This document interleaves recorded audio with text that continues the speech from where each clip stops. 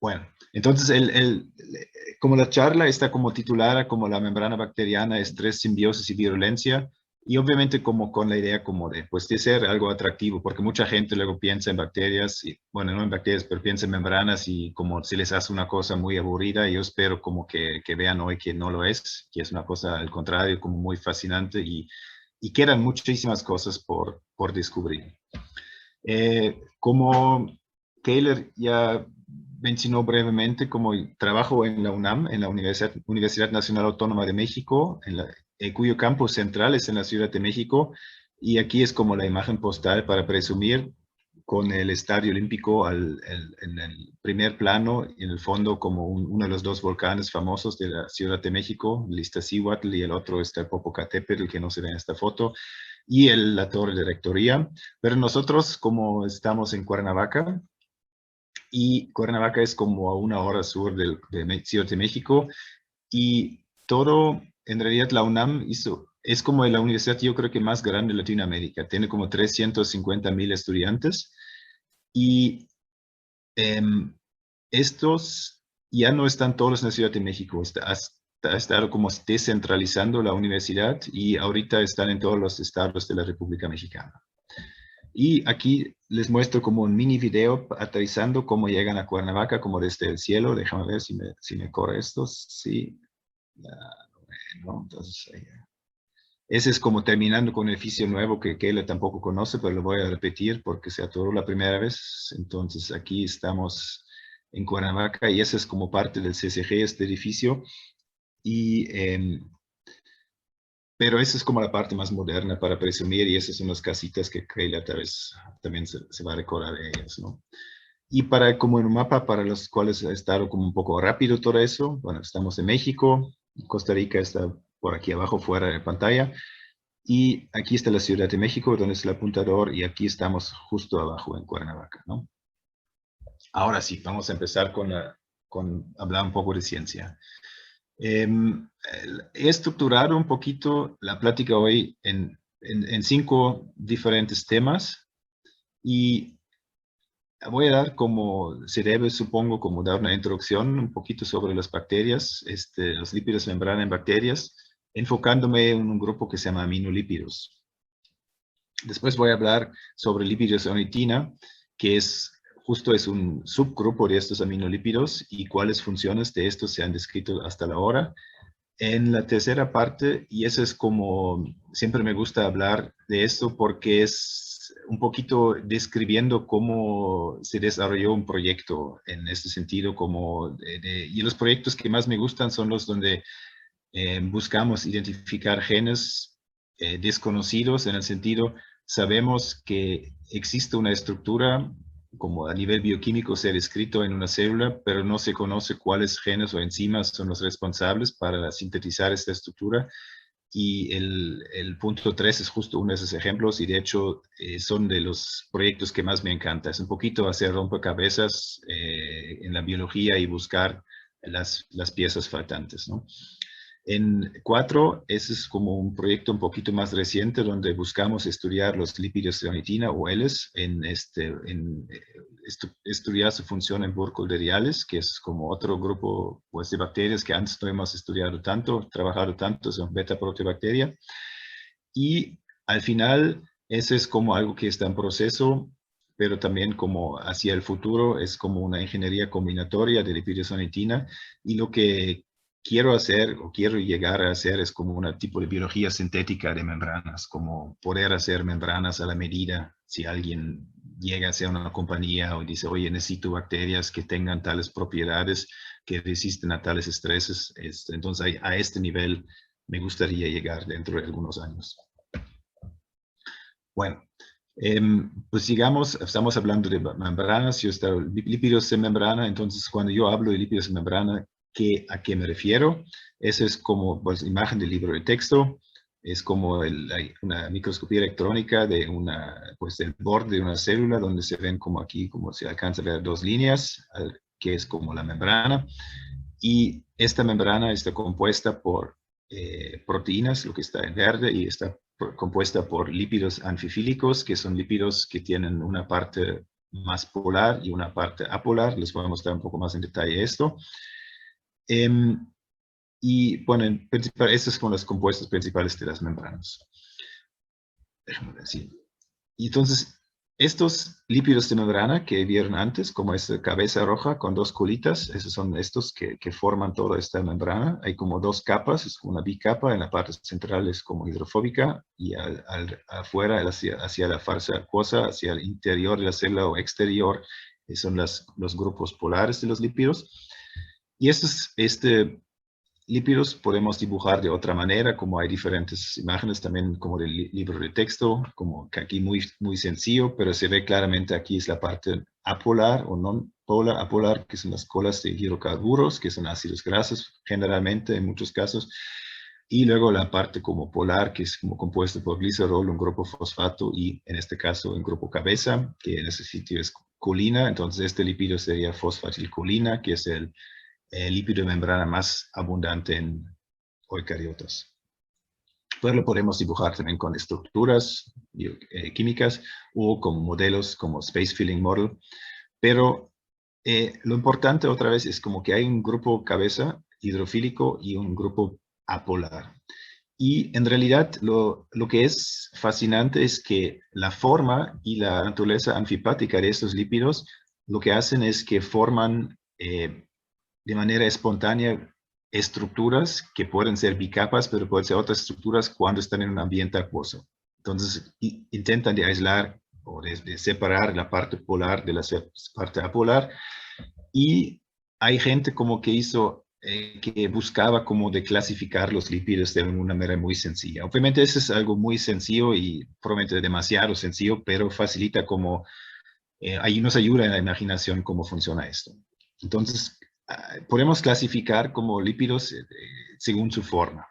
Y esta forma puede ser cilíndrica, como un cono o como una cuña, podría decir. Y los cilíndricos serían aquellos donde el grupo cabeza polar tiene un diámetro similar que la parte hidrofóbica. Y entonces, en general, cuando estos agregamos a un ambiente acuoso, lo que va a pasar, se va a organizar, autoorganizarse una capa lipídica, una bicapa, una vesícula o como la membrana. Y esto, un ejemplo, por ejemplo, es la fosfatilcolina, este tipo de lípidos que hacen esto. Hay lípidos como más cónicos, donde el grupo cabeza polar tiene un diámetro mayor que la parte hidrofóbica.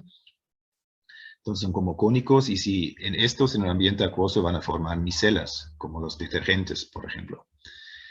Y tenemos que es donde los lípidos, donde el grupo cabeza polar tiene un menor diámetro que la parte apolar. Entonces estos, un ejemplo es la cardiolipina, por ejemplo, y este formaría como una estructura que se llama micelas invertidas.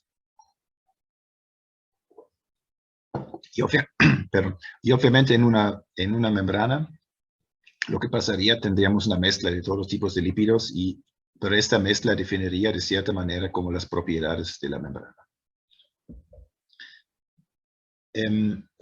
Bueno, de repente uno anda como predicando,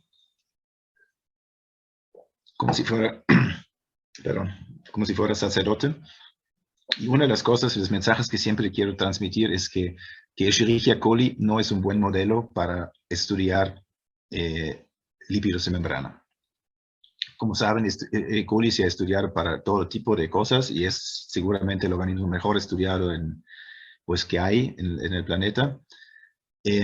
Pero, bueno, les digo ahorita por qué. Entonces, esta es como una figura que parece como muy gigantesca y muy grande, pero en realidad es fácil. Como cada palabra, o no son palabras, más bien cada acrónimo, cada abreviación, significa como una estructura molecular y todos en realidad son como lípidos de membrana. Que algunos han escuchado, estoy seguro, en sus clases de bioquímica o microbiología, como ácido fosfatídico, fosfaglicerina, fosfetanolamina, fosfaglicirol, carglipina. Todo lo que ven aquí en rojo es lo que se ha descrito en Escherichia coli. Todo lo que está en negro, lo que se ha descrito en otras bacterias. En ese sentido, lo que les digo, como que E. coli pues presenta lípidos que tal vez son comunes, pero yo creo que no podemos decir que son representativos para toda la variedad de bacterias que existe bueno, ya ni siquiera hablando de arqueas, pero nada más aquí de bacterias. Entonces hay una muy gran variedad y eso es lo que quiero en realidad mostrar con los dos diferentes colores. Eh, Tal vez cabe mencionar que no hay bacteria que tenga todas estas rutas. Son como unos u otros, pero la mayoría tiene más que E. coli. Digamos, eso es como, parece como una versión muy reducida lo que tiene Escherichia coli. Y todos esos lípidos que ven aquí, bueno, no ven los lípidos, pero ven los nombres, tienen un diacilglicerol en su estructura. ¿Esto qué quiere decir? Lo que quiero decir es que tienen esta parte aquí abajo en su estructura. Tienen un glicerol y dos ácidos grasos. Entonces, todos, menos estos dos, estos son como precursores, pero los otros todos tienen un diacilglicerol en su estructura. Pero, ahora para asustarles un poquito más. Obviamente, y eso es también una cosa que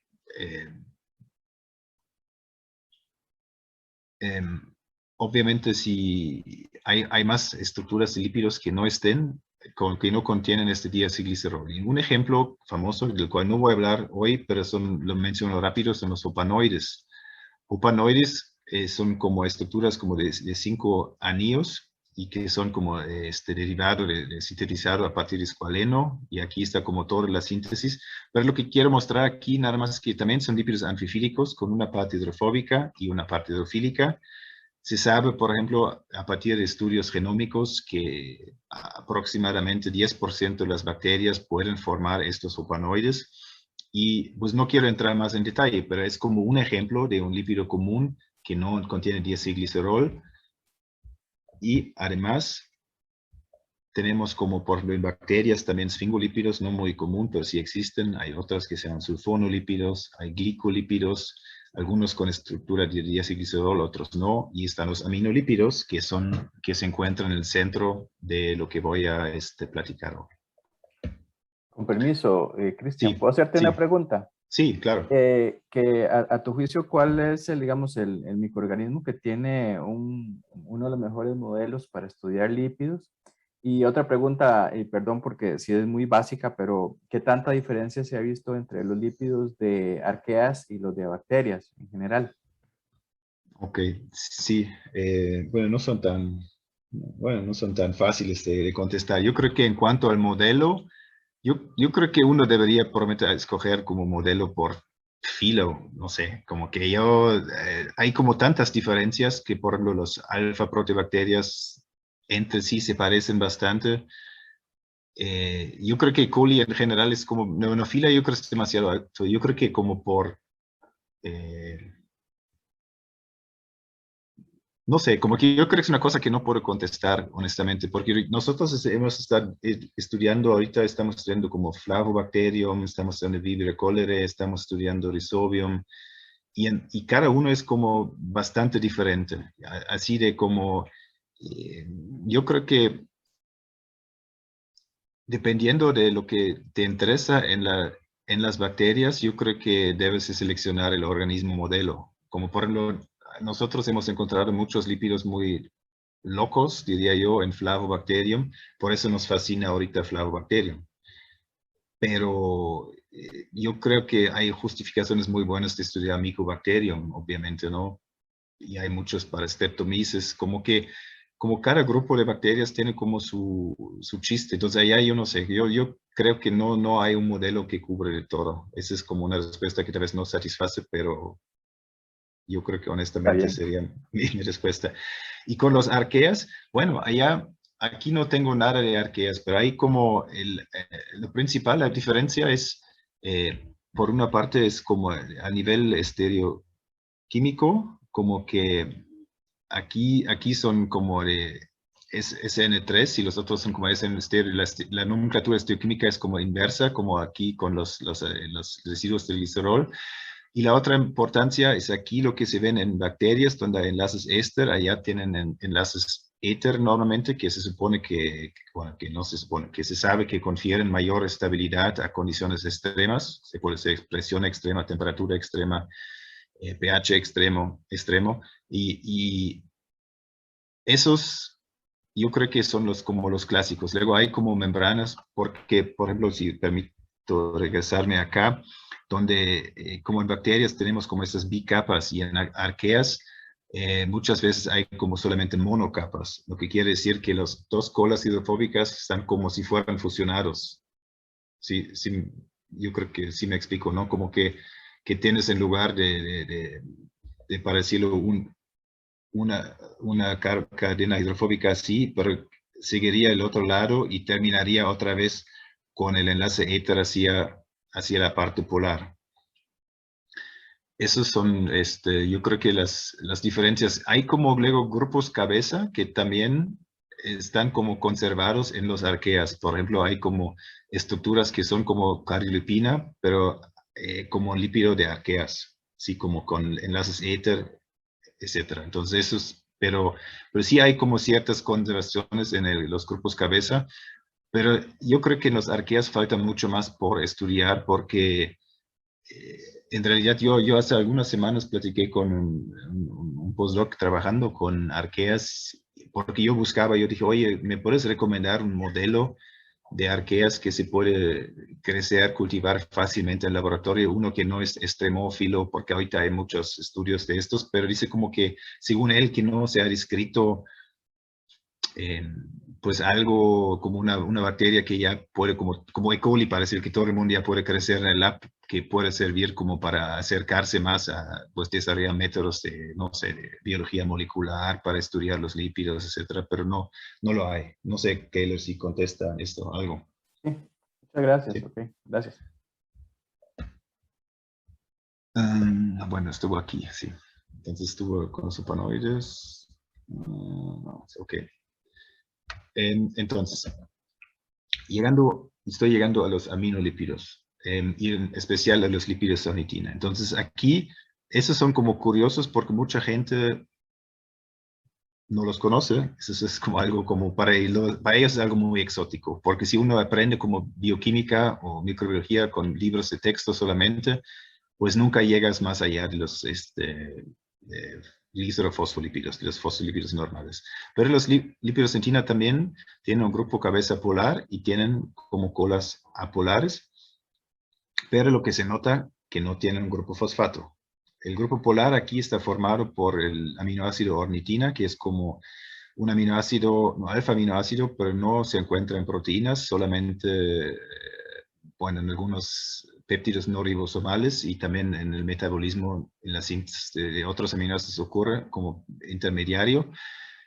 Y este es como el grupo polar. Y aquí tenemos como dos ácidos grasos, uno por enlace amido y otro por enlace éster unido. Entonces la estructura, como ven, es diferente de los otros lípidos que les enseñé, pero al igual que los otros tenemos un grupo polar y un grupo apolar. Y colegas que de hecho están trabajando aquí también en Cuernavaca, han descrito al inicio de los años 2000 la síntesis de los lípidos de ornitina por primera vez, donde empezamos con una ornitina y en un primer paso transferimos un ácido graso 3-hidroxilado y se forma un lisolípido de ornitina. Lisolípido quiere decir que es como, normalmente los lípidos tienen dos ácidos grasos y aquí liso quiere decir que le falta uno. Entonces aquí tenemos el amido y un ácido graso 3-hidroxilado en la primera posición y a este grupo se agrega en un segundo paso un segundo ácido graso para formar el lípido de ornitina completo. En aquel entonces, cuando se descubrieron estos genes, pues obviamente vivimos en tiempos en ese sentido fáciles para la biología porque tenemos como los recursos genómicos, las secuencias genómicas, no eran muchos en aquel entonces, inicios de los 2000, pero lo que permitía menos es que se podía ver quiénes tienen estos genes, quién tiene esta ruta metabólica, un cierto valor predictivo, ¿no? Y el OLS-B, OLS-A, que es esto, OLS-B, OLS-A, son los nombres de las dos enzimas o los genes que se involucrados en la síntesis de lípidos de ornitina. Se encontraron en alfa-proteobacteria y un ejemplo para los que no están tan firmes con la taxonomía, que un ejemplo de alfa-proteobacteria es el Cinorhizobacterium agrobacterium, entre otros. Se encontró en beta-proteobacteria como en Burkholderia, en gamma-proteobacteria como en Pseudomonas y en Actomycetos como en Streptomyces y Mycobacterium. Y en aquel entonces lo que decíamos que aproximadamente un 25% de las bacterias, de las especies bacterianos secuenciados llevaban homólogos de OLS-B. Con eso quiero decir como, por ejemplo, si hay genomas de Vibrio cholerae unos 100, 200 o más, esto contaría, bueno, si tuviera OLS-B que no tiene, pero eso contaría como un solo, como un 1 y no como un 100. Entonces, tomando estos cuentos, llegamos como un 25% de las bacterias, especies bacterias secuenciadas que forman eso. Cosa importante que no he mencionado, que estos lípidos no los tenemos o no los hemos encontrado en eucariotas ni en arqueas. Y como siempre, últimamente estoy hablando de aminolípidos y no de lípidos de nicotina. ¿A qué se refiere esto? Esta es en realidad la misma estructura que les mostré antes de lípidos de nicotina, si la R3 es una ornitina. Entonces tenemos una ornitina, un ácido graso, el primero aquí, el 3-hidroxilado, al cual se une un segundo ácido graso. Pero además de la ornitina, hay ejemplos donde está la lisina en estos mismos lípidos. Entonces cambiamos el grupo cabeza ornitina por lisina, entonces sean lípidos de lisina. Se han descrito ejemplos donde está el grupo cabeza de serina, glicina, un dipéptido. Se ha visto solamente con glicina y se ha visto con glutamina. Estos, lisina, glicina y serina, glicina, lo hemos visto en Flavobacterium y Bacteroidetes y bacterias así de este grupo. Y glutamina se ha descrito como grupo cabeza en Rhodobacter, una alfa-proteobacteria. Pero aquí no empieza o no termina la parte más bien fascinante para mí. Esto es otra vez la estructura de la lípidos de nicotina. Estos son muy bonitas, siento yo, porque pueden sufrir como modificaciones. Y aquí, como ven, cita como de Keila Rojas Jiménez. Aquí esta estructura es la misma que acá, nada más en pequeño, como reducido de tamaño, para que vean, para que quepa todo en la diapositiva. Entonces, se han descrito durante los años, hasta la fecha, 3 hidroxilasas, enzimas que hidroxilan lipidosonitina, y 3 en diferentes posiciones.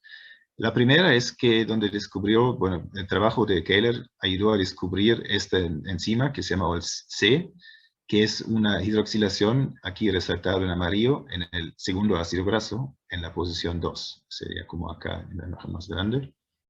Eso se descubrió en Rhizobium tropici.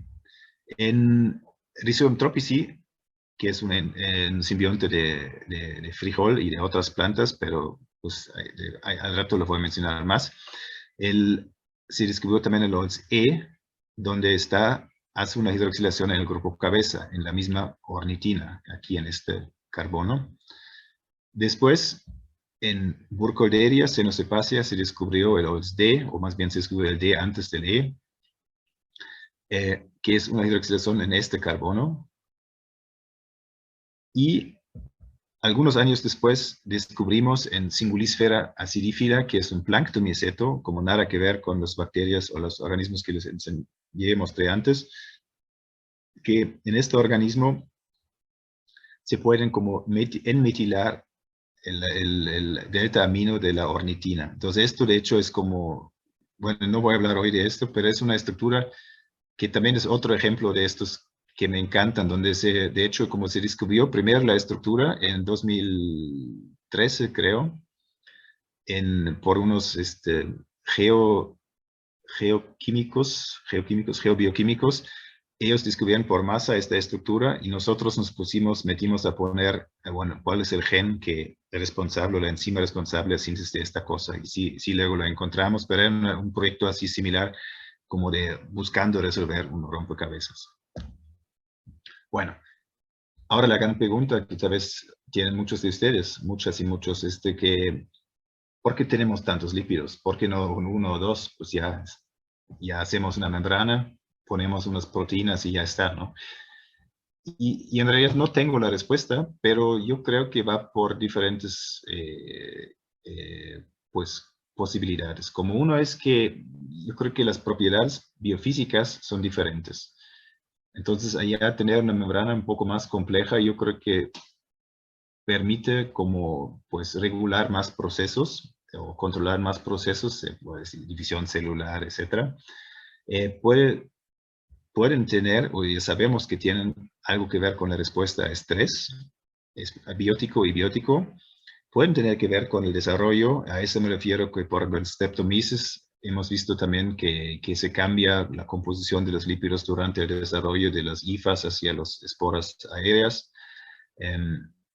Puede reflejar, yo creo que seguramente es un factor importante, la diversidad o la variedad de los hábitats. Entonces, hay microorganismos en todas partes y hay diferentes condiciones en todas partes, diferente acceso a, no sé, nutrientes, pero también condiciones ambientales que pues seleccionan, y no olvidar como los miles, bueno, sí, los miles de millones de años de evolución que también han podido como desarrollar diferentes soluciones a un mismo problema.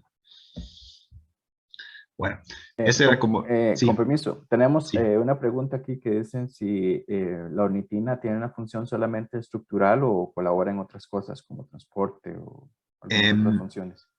Aquí es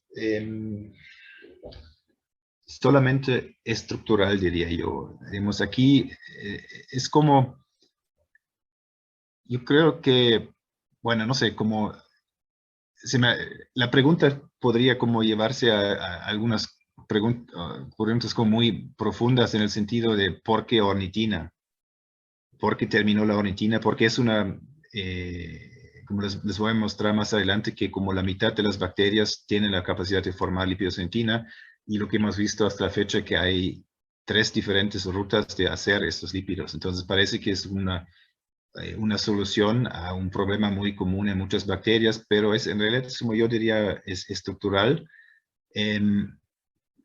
No hay, digamos, no me queda 100% claro la pregunta como a qué te refieres con el transporte, pero no tenemos como funciones así otros que estructurales para la membrana, como que las diferentes formas de liposentina sí tienen diferentes propiedades y sí podrían contribuir, como si careces de uno, podría ser que afecta ciertos tipos de transporte, pero desconozco, la verdad.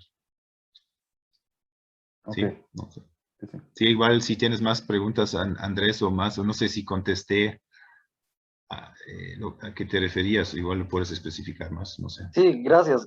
No, porque a veces hay proteínas que colaboran, bueno, al menos de lo que yo sé, como para recibir algún ligando y transportarlo dentro de la célula. Entonces pensé que tal vez la ornitina podría tener esa función, pero bueno, ya usted nos aclaró que es más estructural. Sí, sí, es como forma parte, es como la parte hidrofílica polar de este lípido. Entonces, en ese sentido es como la función. Y sí, seguramente va a tener interacciones con proteínas, pero pues desconozco. Ok.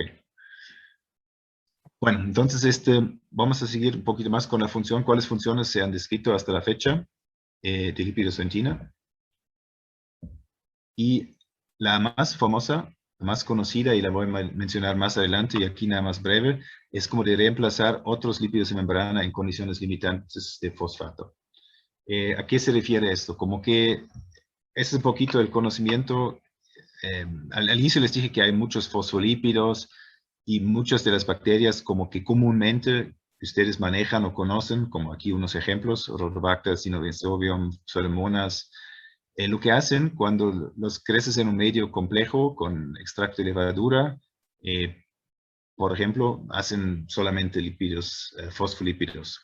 Pero cuando los creces en un medio mínimo, al cual agregas cantidades limitantes de fosfato, lo que van a hacer es como sintetizar otros lípidos, como por ejemplo, la lipidonitina. Como les enseñé, este no tiene fosfato. Entonces, en lugar de gastar una parte del fosfato del medio para fosfolípidos para la membrana, puedes llevarlo, canalizarlo a otros destinos, para decirlo, ácidos nucleicos, ATP, donde no puedes como, bueno, vivir sin el fosfato, ¿no? Entonces allá eso es como, yo creo que el papel mejor entendido y más estudiado. De hecho, otros, bueno, que voy a mencionar más adelante también, otros ejemplos son como el Vibrio cholerae, donde también es una bacteria que no forma, donde no se ha visto antes que puede formar lipidocentina, hasta que se encontraron los genes y ahora cambiando las condiciones de cultivo, ahora sabemos que puede hacer hasta como 80-85% de lípidos de ornitina solamente en Vibrio cholerae. El segundo ejemplo es como que al parecer los lípidos de ornitina, y estos son como resultados de estudios y construcción y estudios de mutantes, que es como una manera muy común en bacterias, como hay un gen que nos interesa, lo inactivamos, hacemos una mutación y luego vemos cuál es el fenotipo. Y así se obtuvo como información sobre la participación de lípidos de ornitina en condiciones de crecimiento de temperaturas elevadas y de pH bajo. Esos son ejemplos de Burkholderia cepacia y de Zoetropici. Y voy a mostrar ejemplos ahorita. Y hemos visto que también durante la interacción simbionte patógeno con hospederos. Y estos son datos como de Zoetropici y Agrolactium tumefaciens, pero hay más ejemplos por allá. Bueno, el 1, ya me lo voy a saltar, les muestro más adelante lo de la limitación de fosfato, pero voy a hablar como de Rhizobium tropici, que es como el modelo que Kähler estaba también trabajando. Y aquí les presento por primera vez, creo que en esta plática, una cromatografía en capa fina. Esto es un método que tal vez parece como para muchos de ustedes como arcaico, viejo, no sé, pero es algo como que con el estudio de lípidos de membrana lo ocupamos mucho, porque es como un snapshot, como una imagen que a una sola vista permite como ver qué es lo que hay en qué proporciones. Como para mí es más fácil ver esto o analizar esto a la primera vista que un cromatograma de cromatografía líquido, que voy a mostrar también al rato un ejemplo. Entonces, aquí, ¿qué es lo que hacemos para obtener esta imagen? Lo que hacemos es cultivamos las bacterias, agregamos carbono 14, más bien acetato marcado con carbono 14 al medio, eso es como carbono radioactivo. Esto se va a incorporar en todo tipo de moléculas de la célula, pero entre otros también a los lípidos. Hacemos, después de cosechar las células, le extraímos los lípidos con solventes orgánicos y los separamos en 2 dimensiones, por eso la flecha 1 y 2. Entonces ponemos aquí donde está el puntero ahorita, la muestra se separa en la primera dimensión, así dependiendo de las interacciones de los lípidos con el sílica y con los solventes. Después se voltea como 90 grados y se separa en una segunda dimensión. Y así se obtiene esta imagen después de exponerle a una película o un fósforo. Entonces aquí, hablando de lípidos de ornitina, es lo que dice S1, S2, P1, P2. Estos son lípidos de ornitina, estos 4. ¿Y por qué son 4? Ese es el S1, es el que es producto, bueno, más bien de OXB, OXA, es como sin modificaciones. S2, P1 son 2 lípidos con una modificación y P2 es con 2 modificaciones. Y aquí les recuerdo que está el OC y el OC. Entonces, una hidroxilación de ácido graso 2, otra en el grupo cabeza o las 2. Y recordándoles, pues siempre hacemos mutantes. Y estos mutantes hacemos por capas finas otra vez. Y lo que ven nada más fíjense en esos 4, que aquí están los 4 en la cepa silvestre, en la mutante OC nos faltan 2, en la mutante OC nos faltan 2, pero son otros 2, falta aquí 1, falta acá otro, y en la doble mutante nos faltan 3, 1, 2, 3, pero tenemos el sin modificar. Entonces estos los estudiamos después para ver qué onda con los lípidos de ornitina, cómo funcionan, o que no cómo funcionan, pero cuál fenotipo causa su ausencia. Los crecimos, en este caso son como curvas de crecimiento, a pH 7, por ejemplo, y durante el tiempo, entonces son como 4 curvas que esencialmente son iguales, no hay fenotipo, pero si lo crecemos a pH 4 y lo hemos crecido a diferentes pHs, lo que quiero que observen aquí es que hay como el movimiento es que el wild type y unas mutantes crecen bien, hay pues, bueno, fenotipo drástico de crecimiento, quiere decir que casi no crecen estos 2 mutantes, especialmente de la OC y la doble mutante ya no crecen. Entonces podríamos concluir que al parecer, al mínimo la modificación hecha por el C tiene una función importante para el crecimiento de pH ácido. Lo mismo repetimos con diferentes temperaturas y aquí nada más muestra 30 grados, que es como la temperatura más o menos óptima de esas bacterias y no hay como diferencia entre las 4 cepas, mientras que a temperaturas de 42 grados ya vemos una diferencia fuerte. Otra vez la mutante OLC es la que destaca y la ausencia de este gen y de esta modificación hace que ya casi no crece a temperaturas elevadas. Bueno, entonces estos son como esos tipos de estudios y lo hicimos también, obviamente les comenté que Rhizobium tropici forma nódulos con la leguminosa frijol y estos son como los nódulos cosechados después de un ensayo de nodulación, son como 21 días, tienes como frijoles germinados, inoculas con las diferentes bacterias, con los 4 tipos, con las 4 cepas, wild type, mutante 1, mutante 2, doble mutante. Y a los día 21 cosechas nódulos, las cortas a la mitad y ves cómo se ven. Y si son los que son funcionales, se supone que tienen como leche-hemoglobina, que es como rojo al interior, y en la wild type ven este tipo de nódulos. En la mutante NOLC ven como una mezcla de los dos, como ven algunos rojos, otros no rojos. En la de OLC ven menos rojos, y en la doble mutante ya casi el color rojo ya casi no existe dentro de los nódulos. Entonces aquí otra vez podríamos decir que alguna función deben tener esas liposarcina durante el desarrollo pues de la nodulación, ¿no? de la simbiosis, perdón. Bueno, otro ejemplo que les traigo es de Agrobacterium tumefaciens, es como un ejemplo para la virulencia. Entonces, Agrobacterium, cuando empezamos a estudiar en algún momento, también vimos que tiene 2 liposarcina. Entonces, esta otra es una capa fina, entonces ven que es algo diferente de Tropici, como les faltan estos 2, pero aquí tenemos 2 liposarcina.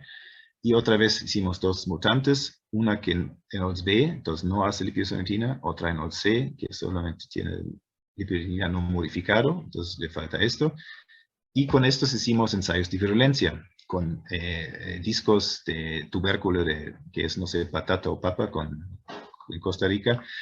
Entonces tomamos las bacterias, inoculamos discos estériles de tubérculos de patata, inocubamos por 48 horas, lavamos los discos con una solución de antibióticos y después los incubamos durante varias semanas hasta que observamos la formación de tumores, que son aquí las manchas rojitas. Les muestro primero como los datos en una tabla que nos pasó, porque sí nos sorprendieron muchos de estos datos que observamos. Y primero les muestro los controles. Si no hay bacterias, obviamente no hay formación de tumores, es como los menos. Y si en la cepa silvestre observamos formación de tumores a partir de 24 días. Y aquí en amarillo o naranja es la zona donde hay que fijarse. Porque y lo importante es para que no se vea tan complicada la tabla, es como el genotipo. Entonces tenemos mutantes en OLS-E y mutantes en OLS-B. Y cuando no está OLS-E, y eso es como comparando esta línea o estas dos con esta, lo que observamos, y es lo que observamos las veces que lo hicimos, es que si no hay lipidosomitina hidroxilados, los tumores aparecen antes, unos días antes. Y lo mismo con la mutante en OLS-B. Entonces, comparando esto con estos dos, con esto, si no hay lipidosomitina, tampoco, bueno, es como similar porque probablemente es la ausencia de este gen, porque si no hay lipidosomitina tampoco está el hidroxilado. Entonces, otra vez está como en ausencia de lipidosomitina aparecen unos días antes los tumores. Esto, de hecho, también un colega en Estados Unidos lo pudo reproducir, entonces allá le confiamos a los datos, pero al inicio sí nos sorprendió mucho. Pero lo que al parecer indica también que las plantas tienen algún tipo de receptor, algún tipo de manera como detectar a estos lípidos de ornitina. Y aquí les tengo como las imágenes de los discos de papa cuando ya se pusieron verdes después de algún tiempo cuando les llega de repente la luz. Pero eso es como de la cepa silvestre, eso es del sin inocular, el mutante OLS-B, mutante OLS-E. Y lo que ven en realidad es que estos dos, les recuerdo, hacen una semana antes aproximadamente los tumores, por eso creo que son más grandes que acá. Y esto como que no tiene tumores. Entonces, en realidad, como los evaluamos cada pocos días, los sacamos del aluminio y en estos pocos minutos que están como expuestos, ya con el tiempo acumulan y van a empezar a ponerse verdes los discos. Bueno, Con permiso, Cristian, sí, tengo otra pregunta en el chat. sí. Me preguntan que sobre el origen evolutivo de los lípidos de ornitina, si Ajá. son más derivados o no que otros lípidos, o no sé, que nos puedas contar sobre eso. Sí, es una cosa que la verdad a mí me interesa mucho, o me interesaría mucho saberlo, de estudiarlo. Lo que hemos visto es que, y es como tomando unas cosas tal vez un poco adelante, como ahí hemos visto que hay tres diferentes, en realidad, como rutas para hacer liposolutina, y estos mismos rutas o estas enzimas tienen como eh, homólogos cada uno que ocupan otros aminoácidos. Y al parecer parecen ser como muy concentrados, o digamos la mayor diversidad se encuentra en los, como, bueno, Flavobacterium bacteroidetes, en este grupo, como CFB, Cytophaga Flavobacterium bacteroidetes. Entonces allá es donde, y eso digo sin haber hecho un análisis como, pues, de secuencias, pero nada más por el hecho que allá en estos grupos o en esas bacterias existe la mayor variabilidad o diversidad de estas estructuras y de las rutas metabólicas. Entonces allá yo pensaría que allá deberíamos buscar el origen de estos. No sé si contesta eso un poquito Sí, la... Sí. uno diría que son entonces relativamente antiguos, ¿verdad?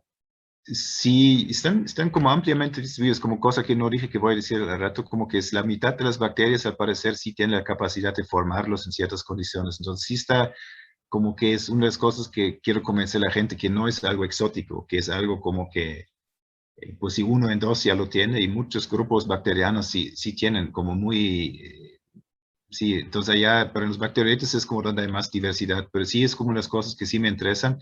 Y de hecho es, si ves la biosíntesis, yo creo que tenemos unas enzimas que podrían servir, si piensas como en células artificiales o biología sintética, una célula menos compleja. Yo creo que con estos tipos de rutas biosintéticas podrías armar como membranas con menos genes y menos enzimas. Como si necesitas ácidos grasos, estoy de acuerdo, pero no necesitas mucho más. Tenemos una de que la cual no voy a hablar hoy, pero es como que ocupa ácido graso, aminoácido y ATP para sintetizar un lisolípido de ornitina. Entonces allá está como que algo mucho más sencillo que todo un rollo con ACPs y con coenzima A. Bueno, no sé, como que eh, está fascinante, pero no tengo la respuesta, solamente una sospecha.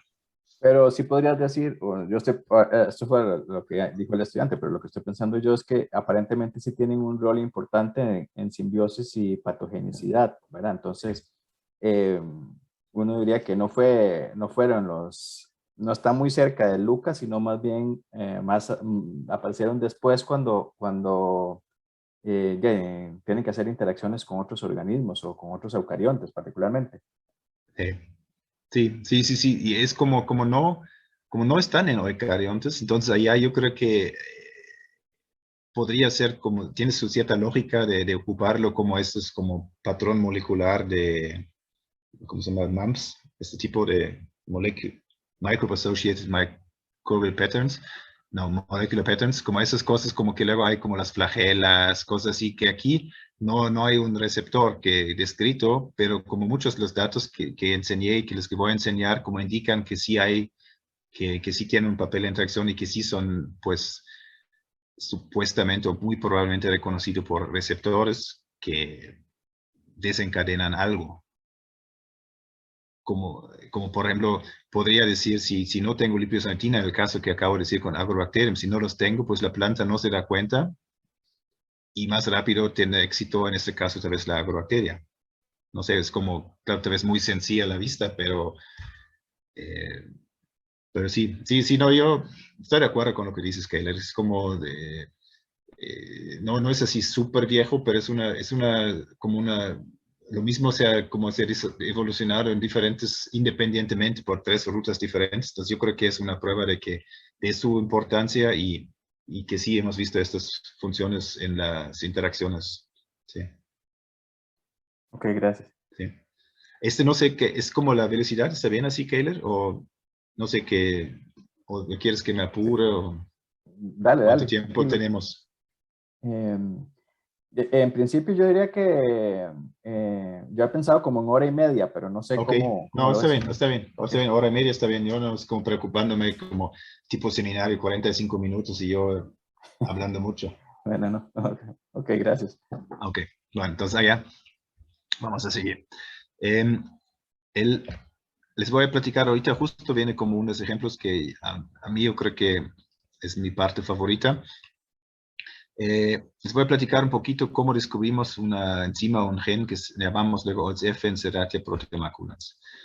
Y la historia es la siguiente. En la introducción les platiqué sobre la ruta que colegas habían descrito, el OLS-B, OLS-A, y luego cuando leyendo la literatura científica lo que nos dimos cuenta es que pues hay muchas bacterias o varias bacterias que se han descrito que forman esos lípidos, pero que carecen aparentemente OLS-B, OLS-A. Entonces, ¿qué quiere decir eso? Pues debe haber alguien más que sintetiza lipidocentina en estos bichos, ¿no?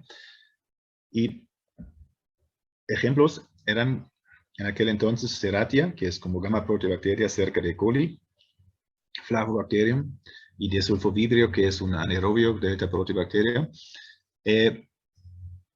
Y ahora la pregunta era como, bueno, ¿con cuál bicho empezar? Entonces allá era un criterio, era obviamente necesitábamos una secuencia genómica, que en aquel entonces tampoco había tantos todavía, y además como qué tan fácil o factible es trabajar con el bicho. Entonces allá la selección cayó sobre Serratia porque no conocíamos en aquel entonces, anaerobios no queríamos meter las manos, entonces empezamos con Serratia. Y encontramos en las bases de datos como la secuencia de Serratia proteomaculans 568, la pedimos, la cepa en la colección de cepas, y esto como un dato curioso es un endófito de álamo, de la raíz de álamo, de Populus. Bueno, nosotros no aislamos es de la colección de cepas, ¿no? Y ahora la pregunta era como, obviamente la meta, bueno, pedimos un bicho nuevo que nunca hemos manejado, pero buscamos genes y enzimas que tienen que ver con la síntesis de lipidocentina. ¿Cómo llegar a esos? Y les había platicado sobre la limitación de fosfato, que era uno en algunas bacterias, que era como que la formación de lipidocentina era inducible bajo condiciones de limitación de fosfato. Entonces nosotros decimos, bueno, pues podría ser la puerta de la entrada. Vamos a ver qué pasa con Serratia, que por cierto, si lo crece en medio LB no forma lipidocentina, pero lo crecimos después en medio mínimo con diferentes concentraciones de fosfato. Y otra vez, como capas finas, ahora en medio mínimo con acetato, 2 dimensiones, y con medio milimolar de fosfato, lo que vemos, bueno, está un poco feita la capa fina, pero hay como 3 fosfolípidos como en E. coli, y además está lipidocentina. Ahora si disminuimos más el fosfato, que vemos que esta mancha correspondiente a lipidocentina aumenta y los otros se reducen relativamente, y si reducimos aún más, ven que aquí ya está como el lípido principal, mucho más que los otros, ¿no? Y lo podemos llevar a un extremo donde llegamos otra vez aquí también a un 80% de los lípidos solamente son lipidocentina. De hecho, hasta la fecha yo creo que no se ha descrito, según CEO, una bacteria que no contenga fosfolípidos. Estamos como pensando hacerlo con Flavobacterium, por ejemplo, porque este Flavobacterium tiene como en condiciones normales 80-85% lípidos que no son fosfolípidos. Entonces allá nos parece más fácil de noquear, de inactivar esos genes. Pero ese sería, pues, también es como más bien un juego, a ver si se logra tener un bicho sin fosfolípidos. Bueno, regresando al de Serratia. Entonces allá, ¿qué es lo que aprendimos? Aprendimos que la formación de lipidocentina es inducible bajo condiciones de limitación de fosfato en Serratia. ¿Y en qué nos ayuda para encontrar el gen? Bueno, resulta que en muchas bacterias, incluyendo E. coli, se ha estudiado mucho esta respuesta a la condición de limitación de fosfato. Y se ha visto que, se ha escrito como para hacerlo un poco más fácil, que existe un sistema de 2 componentes que son como sistemas de señalización en bacterias y plantas que están compuestos por un sensor y un regulador transcripcional. Y se ha visto en E. coli también se sabe que el regulador transcripcional se ha descrito como a cuáles secuencias se unen al genoma. Y estas secuencias se llaman caja-FO o FOBOX. Y eso es como la secuencia consensus en E. coli. Y lo que hicimos en realidad después era fácil. Tomamos esta secuencia de E. coli, que les dije es como primo cercano de Serratia, es primo cercano de E. coli. Esta secuencia lo tomamos y buscamos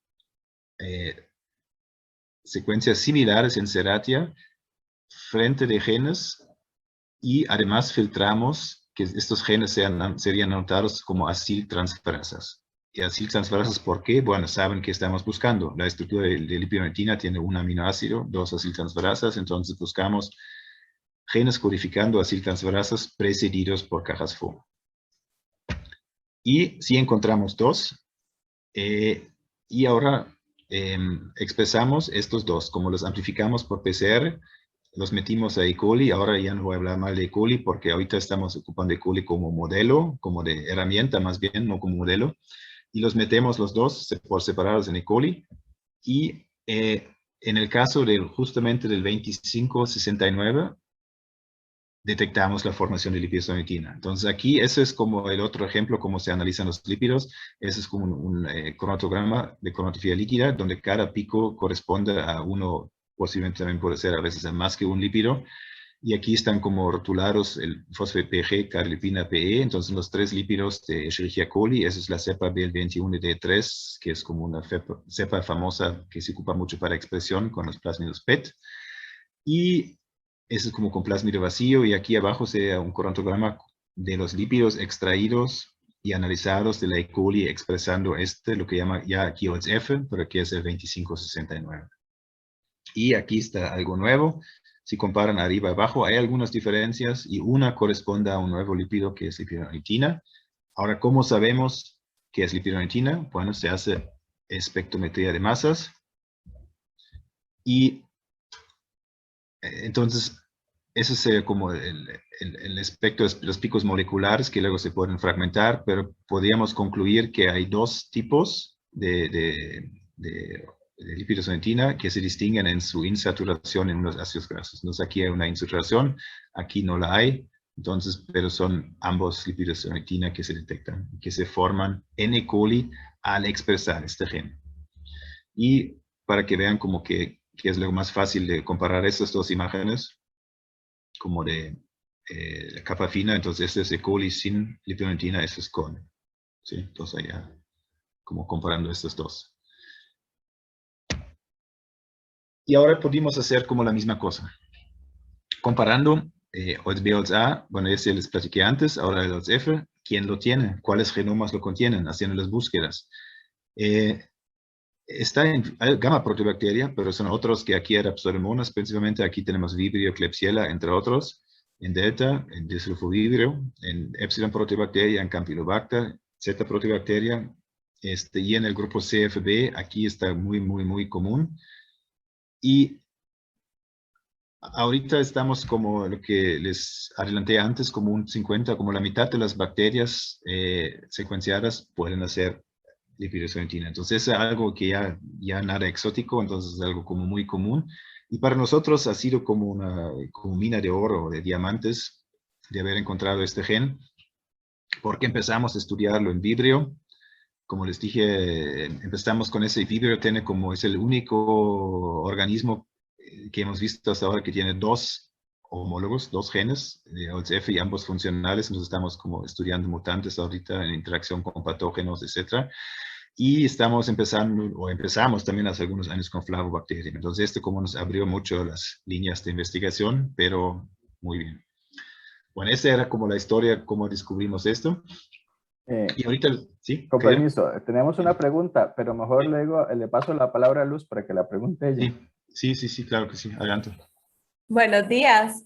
Hola. Mucho gusto. Vieras que yo tenía una pregunta con respecto a esos estudios que ustedes han hecho sobre expresión de lípidos de ornitina en membranas bacterianas. ¿Se sabe algo si se favorece su expresión cuando las bacterias están expuestas a ambientes con antimicrobianos? Como que los antimicrobianos favorezcan un recambio de membrana. Sí, sí, no, bueno, más bien lo que pasa cuando tienes hay como dos vertientes en esta respuesta, pero digamos, el efecto no es tan drástico que hemos observado, porque muchas veces cuando hacemos mutantes en estas rutas metabólicas, también lo que checamos, porque es algo como fenotípicamente o es fácil de hacer, como hacemos como antibiogramas para ver cómo si se cambia la resistencia. Y con lipocetina no hemos visto como efectos muy, muy drásticos. Sí se cambian las resistencias contra algunos antibióticos como que dependen de la permeabilidad, porque sí, obviamente afectas un poquito la permeabilidad de la membrana si están o si no están los lipocetina, pero no es como, por ejemplo, con lípido A y con las polimixinas o péptidos catiónicos, donde hay un efecto muy, muy drástico. Aquí no lo hemos visto tan fuerte. No sé si contesto tu pregunta. Sí, muchas gracias. Precisamente era pensando en polimixinas, ¿verdad? Que tienen como blanco la membrana, pero está bien, muchas gracias. Sí, no, gracias a ti. El asunto es que lo que vemos aquí no es tanto como blanco, pero como efectos sobre la permeabilidad puede haber, como hay muchos, pues que llegan más fáciles a su blanco y tal vez normalmente por las membranas externas y internas no pueden pasar tan fáciles. Si quitas o eliminas algunos lípidos, allá puedes tener efectos, pero no como blanco así tal cual no.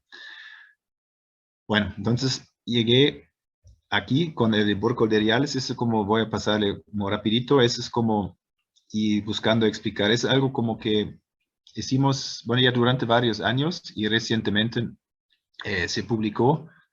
Y les voy a intentar platicar por qué empezamos a trabajar con estos Burkholdeриalis. En realidad, es como si ven, ahorita Burgess se llama, creo, ¿no? Ese libro de ese catálogo clásico. Si ven estos libros como clásicos, uno de los criterios que ocupaba la gente para identificar Burkholderia eran como la composición lipídica y eran como la presencia de lipidonetina y lipidonetina hidroxilada y la presencia de fosfatidilitanolamina y fosfatidilitanolamina hidroxilada. Y como muchos Burkholderias, también, bueno, no muchos, bueno, muchos son patógenos de plantas, de animales y de humanos, pero también hay como otro tipo de Burkholderias que son más como bacterias ambientales y hay hasta ahí simbiontes de leguminosas y hay como todo tipo. Y nosotros queríamos como saber un poquito, pues, cuál es la función, si son como tan famosos esos lípidos en ese grupo de bacterias, cuál es la función y qué tan distribuidos de veras son, como haciéndolo un poco más sistemático, ¿no?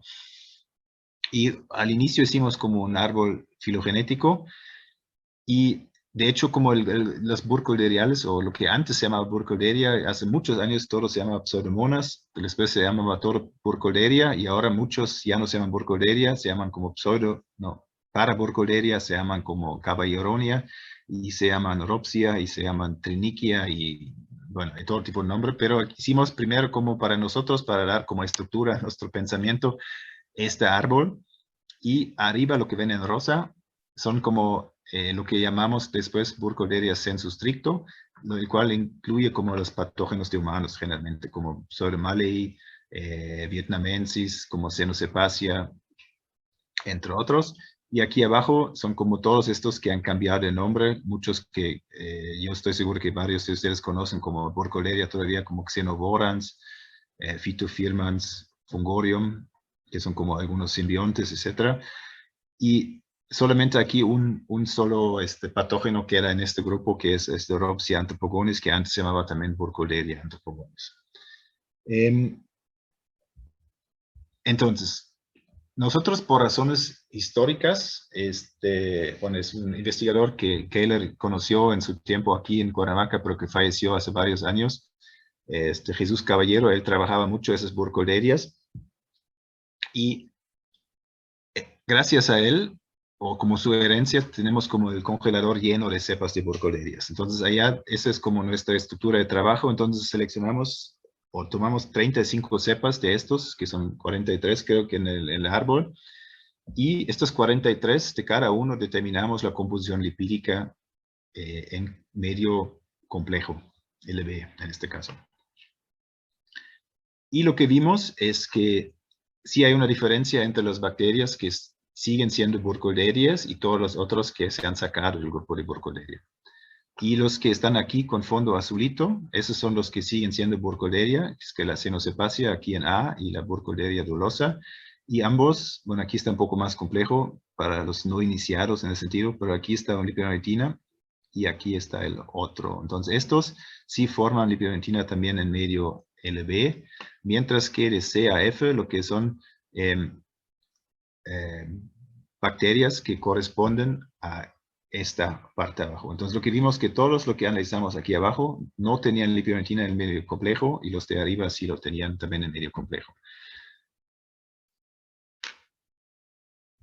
En este momento, bueno, cuando hemos observado estos datos, pensábamos, bueno, pues ¿qué tendría que ver esto con interacción con hospederos? Entonces, lo que decidimos de sacar como dos bacterias, una del grupo de arriba y otra del grupo de abajo. Arriba me refiero a arriba en el árbol, arriba y abajo. Entonces, seleccionamos la Cenocepacia y seleccionamos la Rhopsia porque también es un patógeno. Y la idea es como hicimos dos juegos de cepas, uno que hace lipidodentina constitutivamente y el otro que no lo puede hacer.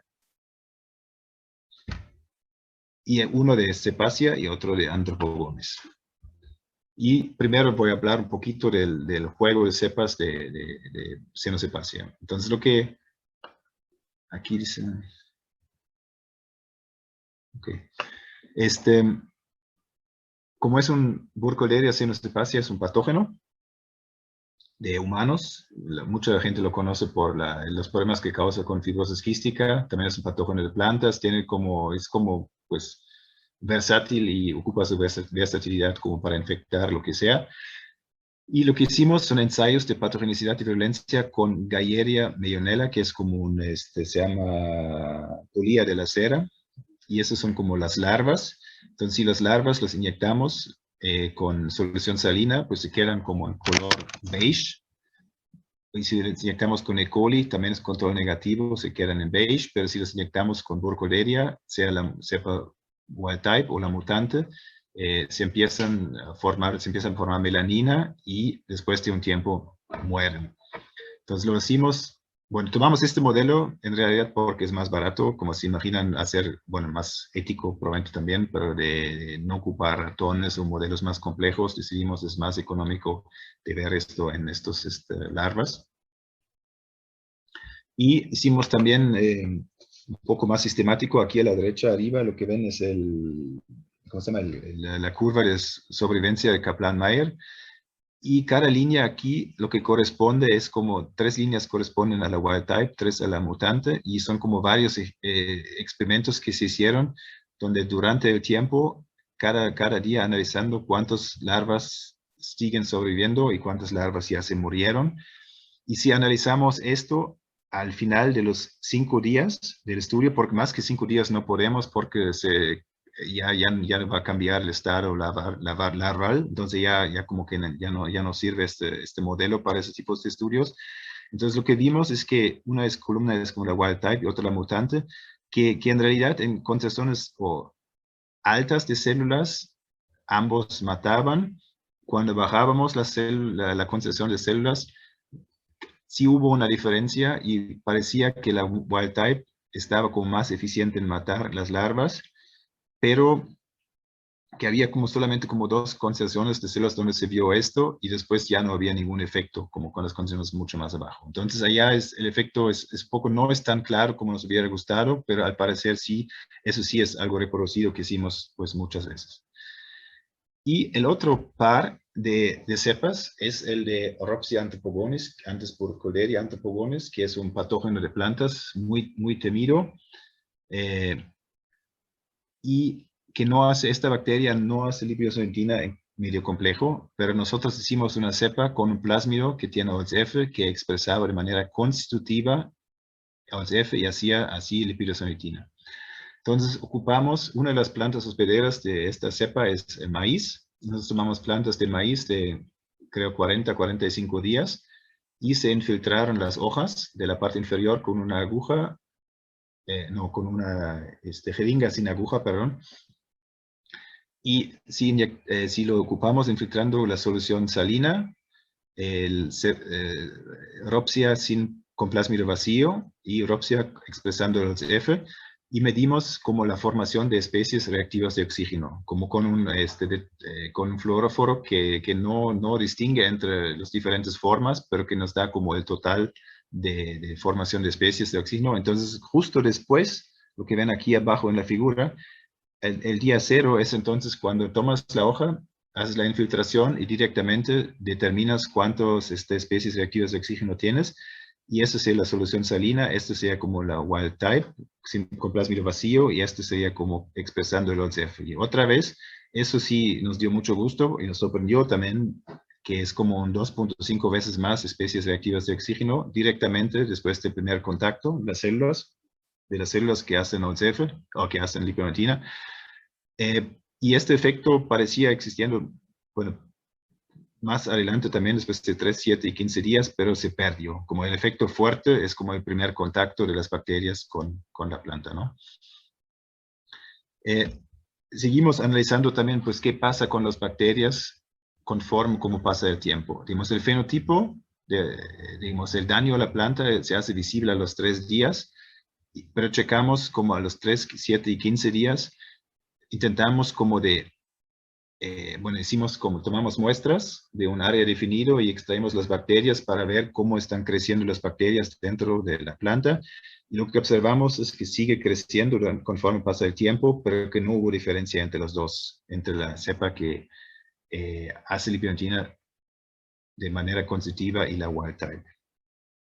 Entonces, ¿qué podemos concluir acá? Bueno, es un poco más complicado, pero otra vez, yo creo que esa es una indicación fuerte que las plantas sí perciben los lípidos de ornitina, y sería como obviamente interesante ver, bueno, cuál es el mecanismo, ¿no? Cómo lo sensan.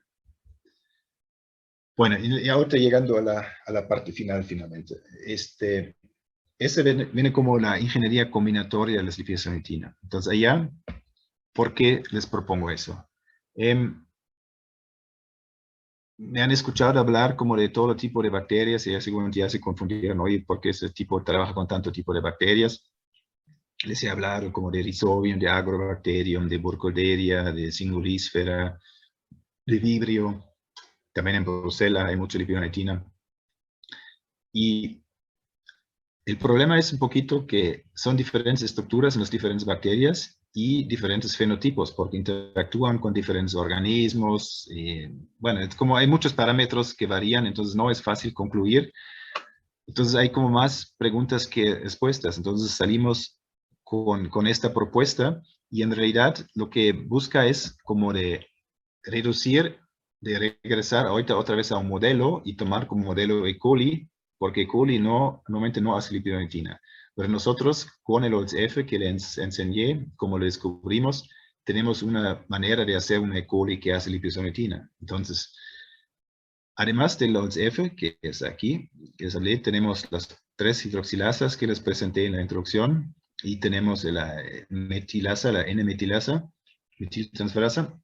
Y la idea es como de expresarlos en diferentes combinaciones en E. coli.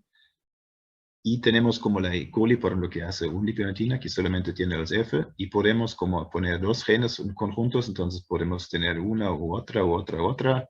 Podemos tener 2 modificaciones, 3 modificaciones, 4 modificaciones, y de estudiar cómo esta presencia, bueno, 2 enfoques un poquito, cómo estudiar cómo la presencia de lipoimetina afecta las propiedades de la E. coli, pero también extraer los lípidos y estudiarlos como más bien in vitro, sacándolos y buscando las características biofísicas.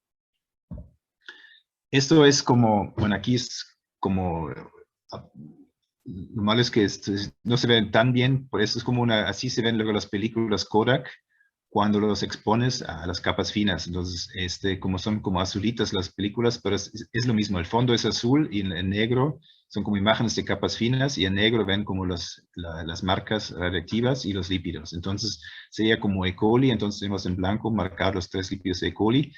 Y aquí tenemos como un nuevo lípido Y aquí esta cepa de E. coli estaría expresando 3 genes, por ejemplo, de los cuales yo los presenté hoy.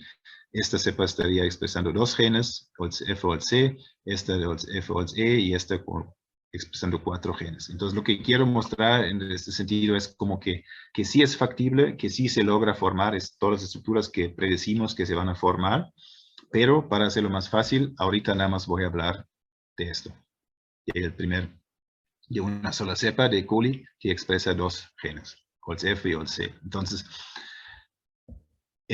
esta cepa de F o C debería formar, o bueno, ya sabemos que de hecho, porque aquí está con amarillo, forma este lípido, que es un lípido origina con una sola modificación, una dosilaxización, de hecho es como el que descubrió Keller.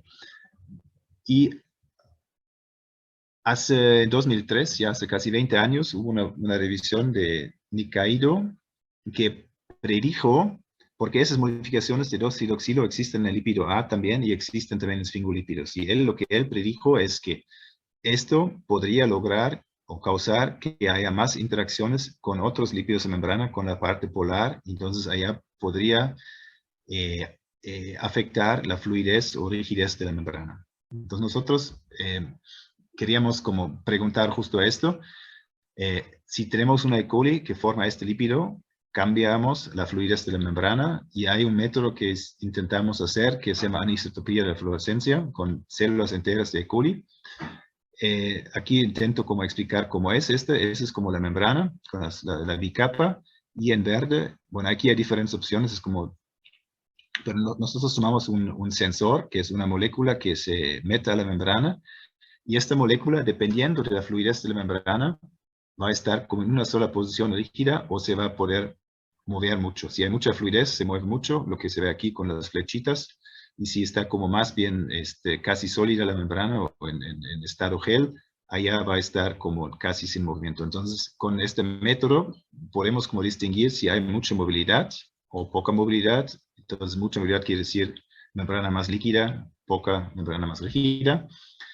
Y lo hicimos con 30 grados y después con 42 grados. Entonces,